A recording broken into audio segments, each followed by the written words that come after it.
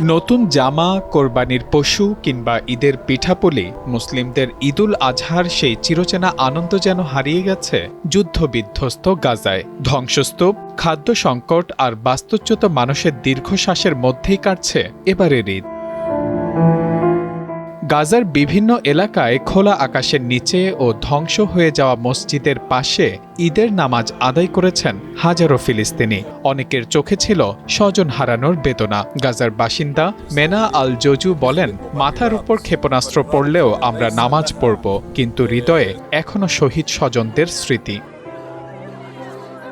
যুদ্ধ আর চরম মূল্যবৃদ্ধির কারণে সাধারণ মানুষের জীবন হয়ে উঠেছে অসহনীয়। বাস্তুচ্যুত নারী নাদিয়া আবু সামালা বলেন, বাজারে ঘুরে দেখলেও কিছু কেনার সামর্থ্য নেই। সন্তানদের ন্যূনতম চাহিদা পূরণ করাও কঠিন হয়ে পড়েছে।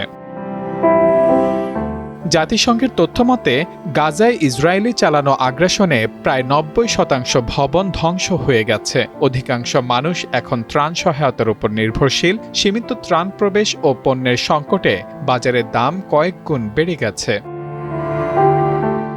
গাজার কৃষি মন্ত্রণালয় জানিয়েছে, যুদ্ধের আগে যে পশুর দাম ছিল প্রায় ১,০০০ শেকেল, এখন তা বেড়ে ১১ থেকে ১৫,০০০ শেকেলে পৌঁছেছে। ফলে বহু পরিবার এবার কোরবানি দিতে পারছে না।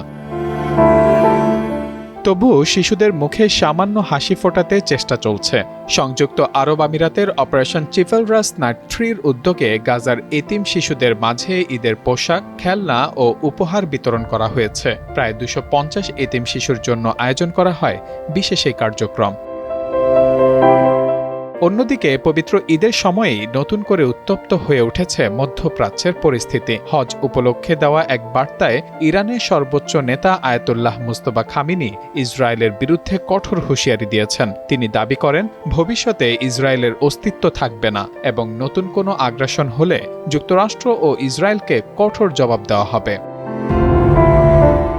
এরই মধ্যে লেবাননেও বাড়ছে সংঘাত। ঈদের আগের দিন ইসরায়েলি হামলায় দক্ষিণ ও পূর্ব লেবাননে শিশুসহ অন্তত ৩১ জন নিহত হয়েছেন বলে জানিয়েছে দেশটির স্বাস্থ্য মন্ত্রণালয়। ইসরায়েল দাবি করেছে, তারা হিজবুল্লাহর শতাধিক অবস্থান লক্ষ্য করে এই হামলা চালিয়েছে। নেতানিয়াহু সরকার জানিয়েছে, লেবাননে সামরিক অভিযান আরও জোরদার করা হবে। পাল্টা রকেট ও ড্রোন হামলাও চালাচ্ছে হিজবুল্লাহ। এতে যুদ্ধবিরতি ভেঙে নতুন করে বড় সংঘাতের আশঙ্কা তৈরি হয়েছে বলে মনে করছেন বিশ্লেষকরা। Mahmudul Hasan, Times today.